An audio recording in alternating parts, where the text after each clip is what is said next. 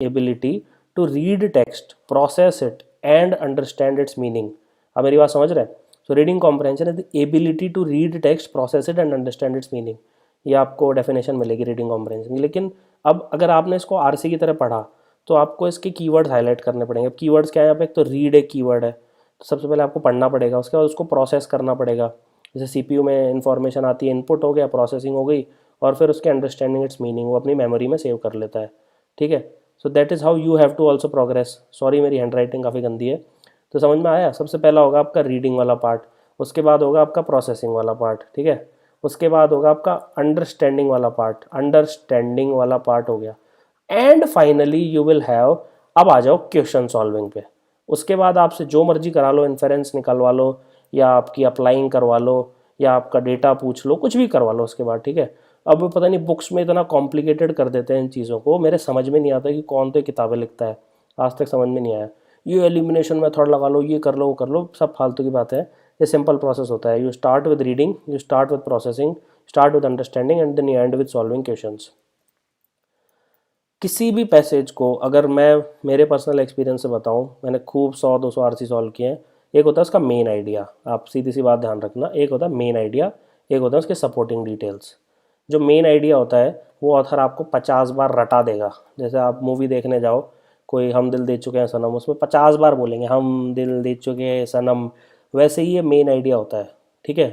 जो हॉलीवुड की जो मूवीज़ होती हैं उसमें कभी भी टाइटल का नाम तक नहीं लेते। जैसे इंसेप्शन मूवी में 50 बार नहीं बोलेंगे इंसेप्शन, लेकिन पैसेजेस लाइक अ बॉलीवुड मूवी, अगर मैं एक लाइन में बताऊँ आपको उसके बारे में, आपको जो टाइटल सॉन्ग होगा वो रटा देंगे, प्रेम रतन धन पायो, ये 50 बार आएगा मूवी में। That is the main idea, वो ऑथर आपको रटाना चाहता है। उसके अलावा उसकी सपोर्टिंग डिटेल्स होंगी, जो कास्ट वगैरह होती है, so that you don't need to worry about at all, ठीक है।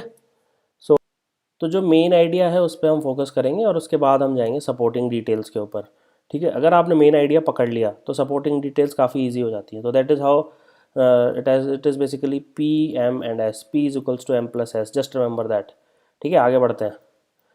फिर एक छोटी सी लाइन बोलना चाहता हूँ, अगर आप एक स्टैंडर्ड न्यूज़पेपर जैसे आपका द हिंदू हो गया या इंडियन एक्सप्रेस हो गया, ज़्यादातर गवर्नमेंट एग्जाम वाले बंदे कोई ना कोई न्यूज़पेपर तो पढ़ते ही हैं। अगर आप कोई भी एक स्टैंडर्ड न्यूज़पेपर एक साल तक पढ़ लोगे, आप 50% पैसेज तो उसको बिना पढ़े सॉल्व कर दोगे, ये मैं पर्सनल गारंटी ले सकता हूँ। लेकिन ठीक है, अगर ज़्यादातर लोग नहीं कर पाएंगे, लेकिन अगर आप ये कर सकते हो तो आपको कुछ और करने की ज़रूरत नहीं है, कोई कोचिंग लगाने की ज़रूरत नहीं है, कोई बुक पढ़ने की ज़रूरत नहीं है।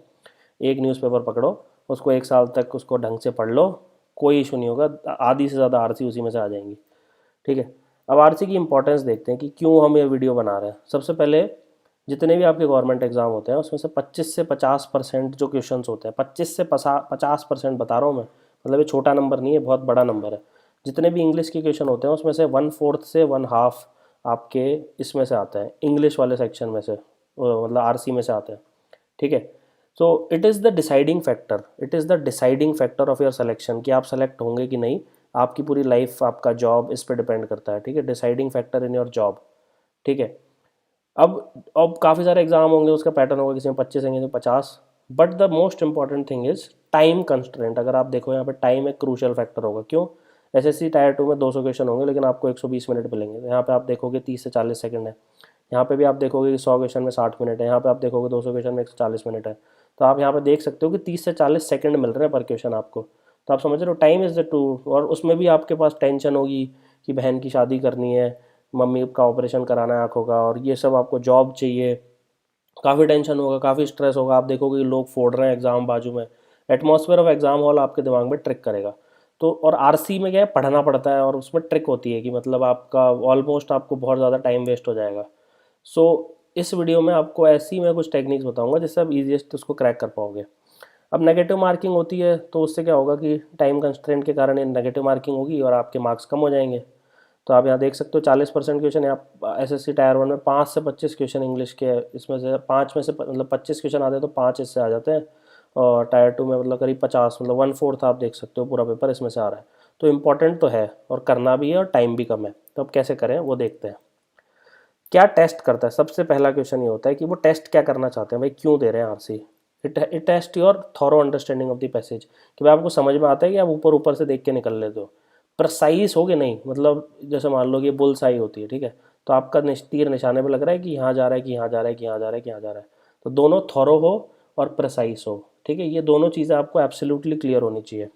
उसके बाद एक केयरफुल रीडिंग होनी चाहिए, उसको ध्यान से पढ़ना चाहिए, आपकी रीजनिंग एबिलिटी होनी चाहिए, आपके पास लॉजिक होना चाहिए। ठीक है, ये आपको अगर आपने डेवलप कर लिया, CRL मतलब careful reading with reasoning and logic with in the given time constraint. वही मैं फिर से बोल रहा हूँ, 10 साल का बच्चा भी पूरा पढ़ सकता है, लेकिन टाइम कंस्ट्रेंट के अंदर करना है सब कुछ। ठीक है, अब देखते हैं कि types of questions which are asked in RC, किस टाइप के क्वेश्चंस पूछे जाते हैं। सबसे पहले पूछा जाएगा specific details, ideas, facts, data. For example आप पैसेज पढ़ रहे हो मान लो इंडिया के ऊपर, सो उसमें मान लो पहली लाइन लिखी है, India is a south Asian country, ठीक है, विद पॉपुलेशन ऑफ 1.2 बिलियन, ठीक है, and area of 3.28 million square kilometre, and density of let's say 390 people पर स्क्वायर किलोमीटर, एंड ऐसे ऐसे करके आपका पूरा लिखा हुआ है, सेकंड मोस्ट पॉपुलस कंट्री। अगर इसमें से कुछ भी पूछा जाता है कि इंडिया साउथ एशिया में है कि साउथ ईस्ट एशिया में है कि नॉर्थ एशिया में है कि मिडिल ईस्ट में है, that becomes a factual question. India की पॉपुलेशन 1 बिलियन है कि 2 बिलियन है कि 1.2 बिलियन है, that is a factual question. India का एरिया कितना है, India is the 7th largest country, ये सब हो गया फैक्ट या डेटा, कुछ भी मतलब बहुत ही स्पेसिफिक डिटेल पूछी जा रही है। ठीक है, ये क्वेश्चन बहुत कम होते हैं, मिनिमल टाइप के होते हैं, कम पूछे जाते हैं, क्योंकि सब सॉल्व कर लेंगे, इसमें कोई दिमाग नहीं लगाना। So these type of questions are not asked, specific details वाले क्वेश्चंस नहीं आते हैं उतने। इन्फेरेंसेस में क्या होता है, इम्प्लाइड आइडिया होता है। इम्प्लाइड आइडिया का मतलब होता है कि ऑथर इम्प्लाई क्या करना चाहता है। ठीक है, ये डायरेक्टली मैसेज नहीं होते, ये डायरेक्ट नहीं होते। ठीक है, just remember that they are not directly mentioned in the passage. Imply का मतलब होता है आपने पूरा मैसेज पढ़ लिया, इसकी भावनाएं क्या है, अगर एक हिंदी वर्ड यूज़ करूँ तो इसकी भावनाएं क्या है, भावनाओं को समझो बोलते हैं ना हम हिंदी में, तो वो क्या चाहता है, what are his feelings, what does he implies. Explicit का मतलब होता है जो बोल देते हैं, और इम्प्लिसिट का मतलब होता है जो बिना कहे आंखों से जो बातें हो जाती हैं, that is implicit. So that is what they are asking here. या फिर सजेस्ट, कि मान लो वुमेन एम्पावरमेंट का है, तो इट सजेस्ट कि society should develop like institution so that women can be empowered. आप समझ रहे हो, उसमें डायरेक्टली नहीं लिखा, लेकिन वो बोल रहे हैं कि यार वुमेन के साथ ये हो रहा है, बहुत प्रॉब्लम्स है उनके साथ, तो they should be empowered. So that is passage is suggesting. And what does the passage imply, कई बार author passage imply, these are the type of question which are asked. इसका मतलब है कि they are without explicitly stating them, वो लिखे नहीं है कहीं पे, लेकिन पूछे जा रहे हैं आपसे। आप समझ रहे हैं ना मेरी बात। So basically it measures the aspirants skill to understand the intended meaning. आप पढ़ पाते हो कि नहीं, क्योंकि पूरी आपकी जॉब में आपको रीड बिटवीन द लाइंस करना है, तो अगर आप वहाँ पे नहीं पढ़ पा रहे तो जॉब में आप लोगों के साथ काम नहीं कर पाओगे। So reading between the lines is the most important skill which you need for RC solving. ठीक है, ये समझ में आ गया आपको। आगे बढ़ते हैं। उसके बाद आरसी में टाइप्स ऑफ क्वेश्चंस देखते हैं। टाइप्स ऑफ क्वेश्चन कंटिन्यू करते हुए कंटेक्चुअल मीनिंग देखा जाता है। अब एक कंटेक्स्ट का मतलब क्या होता है मैं आपको आगे बताऊंगा, ये तीसरा टाइप के क्वेश्चन होते हैं। फिर ये क्वेश्चन तो आता ही आता है कि what is the central message of the main idea, the theme, essential message, thoughts of the author.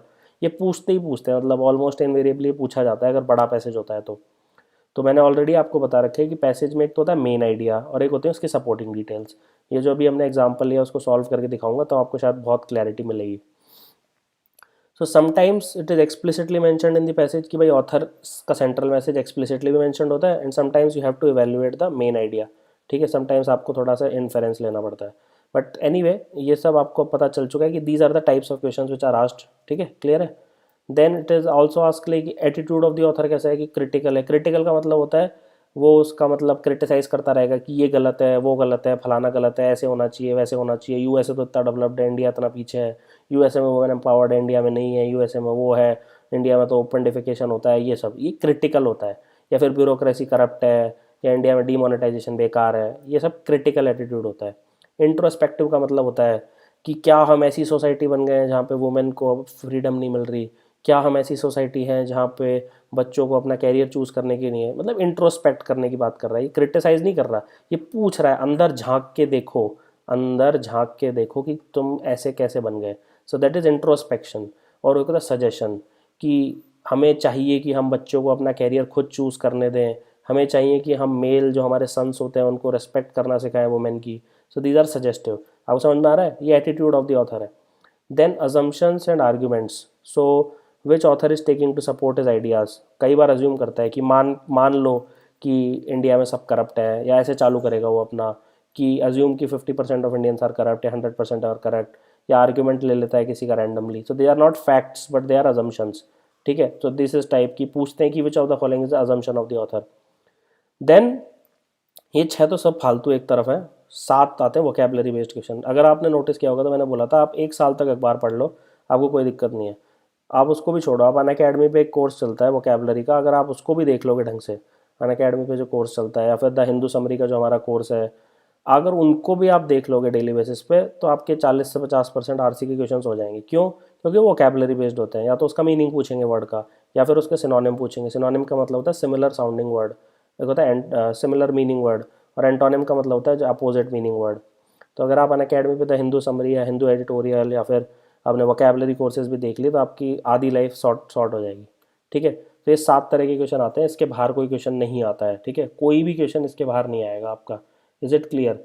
So vocabulary based question पे तो फोकस देना ही देना है। क्या मन की शांति मिल जाती है कि जल्दी से 2-3 मिनट में सारे क्वेश्चन सॉल्व हो जाते हैं। और क्या होता है कि एसएससी आईबीपीएस दोनों में 50% क्वेश्चन आते हैं, 30% तो आते ही आते हैं, 50% तक आ जाते हैं। सो जहाँ आगे वाली स्लाइड में अभी काफ़ी सब कुछ मैं एक्सप्लेन करूँगा, खासकर ये पैसेज के एग्जाम्पल को लेके, ये बैंक का ही एक एग्जाम्पल लिया है। सो अब कैसे कॉम्प्रिहेंड करें पैसेज को? सबसे पहले restrict yourself to the information provided. इधर उधर उछलने की ज़्यादा ज़रूरत है नहीं आपको, ये बिल्कुल क्लियर रखना अपने दिमाग में। You have to restrict yourself to the information provided. अपने हिसाब से अज्यूम मत करना। ऑथर अज्यूम कर रहा है, ठीक है, that is there in the passage. अपने हिसाब से अज्यूम मत करना कि वो कौन से कॉन्टेक्स्ट में बात कर रहा है। ठीक है, सो या तो स्टेटेड इन्फॉर्मेशन होगी या इम्प्लाइड इन्फॉर्मेशन होगी। अपने हिसाब से अज्यूम मत करना। Restrict yourself to the information provided. For example, अगर डायबिटीज़ पे ऐसे चल रहा है तो अपनी मेडिकल नॉलेज मत लगाना वहाँ पे, या फिर अगर हिस्ट्री पे चल रहा है तो अपनी जो आपने बैचलर्स में हिस्ट्री पढ़ी है वो नॉलेज मत लगाना। जो वहाँ पे लिखा है बस उतना ही देखना। ठीक है, अगेन जो भी आपके आंसर होंगे या आपके कंक्लूजन होंगे, inference, it is always restricted. मैं एक वर्ड बता रहा हूँ बार बार चिल्ला चिल्ला के, restricted to the passage. It can not extend outside the premises of the provided information. ये क्लियर है ना? बिल्कुल, ये बाहर नहीं जा सकता उस इन्फॉर्मेशन के जो उसमें दे रखा है। ठीक है, तो हमेशा याद रखना कि जो पैसेज में लिखा है बस वही सच है, बाकी सब व्यर्थ है। ठीक है, तीसरा पॉइंट देखते हैं, avoid options taking extreme position. मतलब एक्सट्रीमिस्ट तो कभी बनना मत। ठीक है, ये ट्रैप होते हैं। ट्रैप कैसे होते हैं? जब भी वैसे ना, always, every, only, never, must, all, have to, must, ये होता है ट्रैप। ये 90% केसेस की बात कर रहा हूँ। ठीक है, 10% में सच भी हो सकता है, लेकिन अब मैं आपको एग्जांपल दे रहा हूँ। एक्सट्रीम पोजीशन किसी भी एमसीक्यू में हमेशा नहीं लेनी चाहिए। एमसीक्यू का मतलब ये आपका वेल होता है, कुआं होता है जिसमें आपको एग्जामिनर गिराना चाहता है। और फिर ब्लैंकेट जनरलाइजेशन मत करना। ठीक है, हमारे जो स्टीरियोटाइप्स होते हैं कि नॉर्थ इंडियंस ऐसे होते हैं या साउथ इंडियंस ऐसे होते हैं, ये ब्लैंकेट जनरलाइजेशन होते हैं। अपने घर में भी मत किया करो और एग्जाम में तो बिल्कुल भी मत करना। ऑफ एनी इशू और situation also indicates extreme position of the examiner against which an aspirant has to take guard. Please ध्यान रखना, अपने गार्ड्स ऊपर करना। बेसिकली कोई भी गवर्नमेंट एग्जाम एक एलिमिनेशन का गेम होता है जिसमें 99.9% एस्पिरेंट्स को फेल करवाना होता है और 0.1% को ऊपर ले जाना होता है। तो it is basically elimination. They want you to be out of the race. अब उसके लिए वो कुछ भी करते हैं, एक्सट्रीम पोजीशन डालेंगे, ब्लैंकेट जनरलाइजेशन स्टेटमेंट डालेंगे, they will try you to go outside the information provided and so on and so forth. ठीक है, तो बस जस्ट रिमेंबर कि ऐसा ना हो। Then be an active reader. जितना आप इंटरेक्ट कर सकते हो पैसेज से उतना ज़्यादा उससे इंटरेक्ट करो। ठीक है, जितना आप एक्टिव बन सकते हो। आप क्वेश्चंस पूछो पढ़ते पढ़ते कि यार ये क्यों कर रहा है, ये वो क्यों कर रहा है। Focus while reading the passage. ठीक है, और प्लीज़ वहाँ पे मत सोचो कि एग्ज़ाम ख़त्म होने के बाद कौन सी चॉकलेट खाऊंगा या फिर उनके साथ डिनर पे कहाँ जाना है। डाइवर्जन ऑफ थॉट्स मत आने दो कि मेरा तो हो गया पेपर इस साल, मेरा सिलेक्शन नहीं हो रहा। जब पैसेज पढ़ रहे हो तो पूरा कॉन्सेंट्रेट करो उसके ऊपर and interact with the passage. Interact, वहाँ पे पेन लेके बैठो, ऐसे फालतू मत बैठे रहो वहाँ पे। ठीक है, ऐसे ऊपर ऊपर से पढ़ लिया। Always take a pen in hand while reading a passage. ये हैरी पॉटर की किताब नहीं है यहाँ पे। ठीक है, कि वहाँ पे मज़े मज़े के लिए उसको पढ़ लिया। Always take a pen and focus on emphasizing words like only, each, in particular, in fact, specifically. ये सब आपको बहुत ज़्यादा फोकस करने पड़ेंगे, वरना आपका कुछ नहीं होगा आरसी में। And try to understand the meaning of different words, phrases and expressions. इसके लिए मैं फिर से बोल रहा हूँ, अंडरलाइनिंग विल हेल्प। अंडरलाइन करना पेन ले जाके अपना। फॉर एग्जाम्पल, अगर आपने ढंग से नहीं पढ़ा तो मान लो वहाँ पे वर्ड तो था स्टूडेंट्स और पैसेज में पूछ लिया गर्ल्स, तो गर्ल्स तो सिर्फ आधी हुई ना स्टूडेंट्स, बाकी बॉयज़ भी तो हैं। तो वो सब आपको देखना पड़ेगा। ए पर्सन वर्सेस पीपल ऐसे पूछे जाते हैं, या फिर people of India versus people of the world. फिर आप वापस आओगे, उसमें टाइम वेस्ट करोगे। मैं नहीं चाहता कि आप पैसेज को 2 बार से ज़्यादा पढ़ो, क्योंकि आपका बहुत ज़्यादा टाइम वेस्ट होता है उस केस में। ये क्लियर है? हमेशा कॉन्सेंट्रेशन के साथ पढ़ेंगे हम, फोकस के साथ पढ़ेंगे विद पेन इन हैंड, तो क्या अंडरलाइनिंग करनी है हमें। और ये फोकस का एक एग्जांपल भी दे दिया कि स्टूडेंट्स वर्सेस गर्ल्स से याद रहना चाहिए आपको कि वहाँ क्या लिखा है. This will help you in comprehending the passage. Please become an active learner, active reader. फिर उसके बाद थॉरो अंडरस्टैंडिंग होनी चाहिए, प्रिसाइज अंडरस्टैंडिंग होनी चाहिए, एक्यूरेट होनी चाहिए, क्योंकि उसके बिना कुछ होगा नहीं. क्योंकि इससे क्या होता है कि आपके मान लो कि 6 पैराग्राफ हैं, उसके 6 आइडियाज़ होते हैं. हर paragraph, 1 paragraph is equals to 1 idea या 1 थीम कह लो, जो भी कहना है. अब ये सारी थीम कनेक्ट करोगे तभी मेन थीम मिलेगी. सो इनको कनेक्टिंग जो आइडियाज़ होते हैं ये हो ही नहीं सकते अगर आप सो रहे हो, उसमें ढंग से पढ़ नहीं रहे. And you have to evaluate the given information and reach to the actual conclusion, that is the answer. ठीक है, ये ढंग से गांठ बांध लो. This has to be done.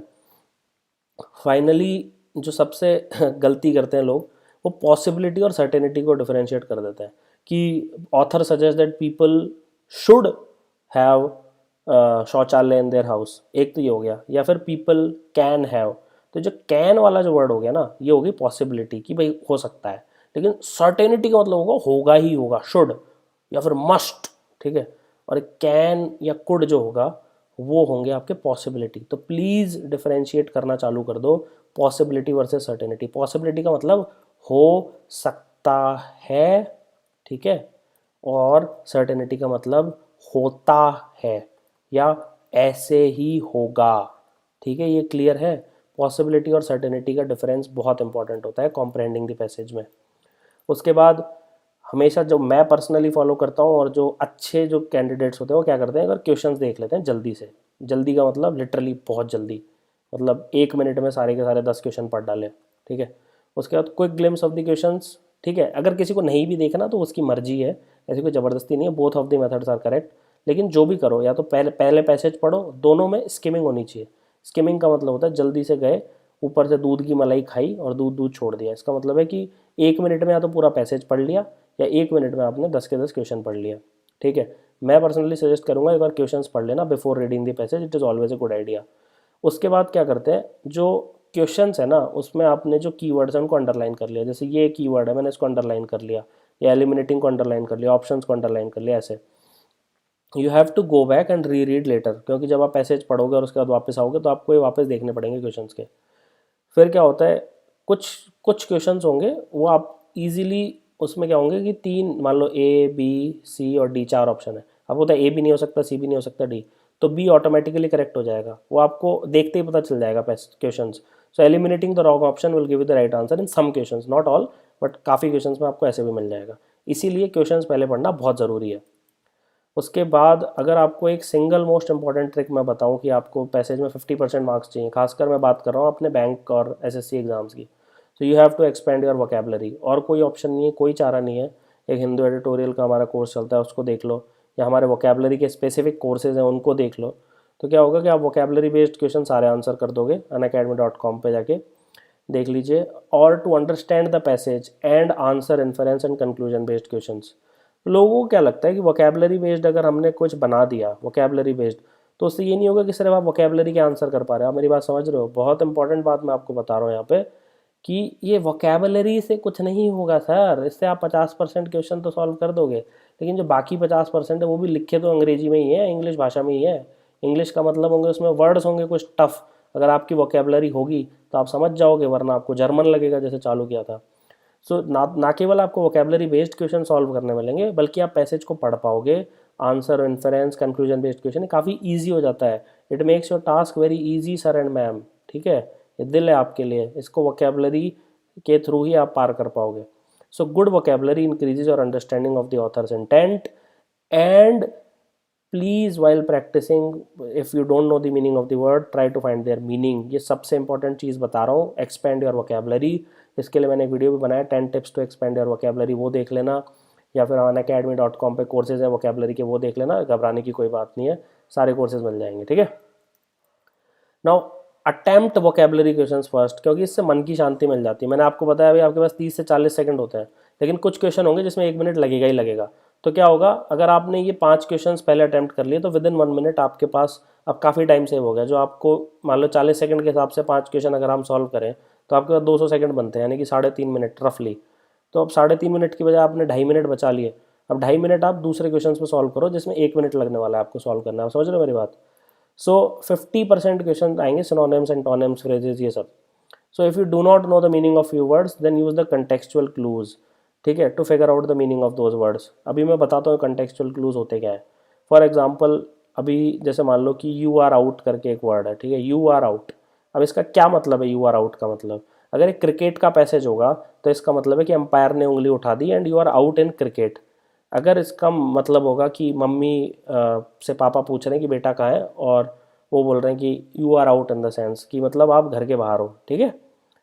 या फिर तीसरा हो सकता है कि मतलब, या फिर इसको ऐसे बोलते हैं कि ही इज़ आउट मान लो, तो उसके बाद मान लो ये हो सकता है कि बच्चे का पूछ रहे हैं कि डिलीवरी हुई कि नहीं, तो बोले he is out of the womb, उस केस में इसका मतलब दूसरा हो जाएगा। फिर मान लो कि एक बंदा है एस्ट्रोनॉट है कि वो इंटरनेशनल स्पेस स्टेशन में है कि नहीं कि बाहर है, तो बोले ही इज़ आउट का मतलब है कि he is out of the international space station, वो स्पेस वॉक कर रहा है। तो आपको मेरी समझ में, क्रिकेट में कुछ और मतलब है, मम्मी से जब पापा ने पूछा कुछ और मतलब है, जब उनकी डिलीवरी हुई बच्चे की तो कुछ और मतलब है, और वो ISS मतलब इंटरनेशनल स्पेस स्टेशन से बाहर घूमा तो कुछ और मतलब है।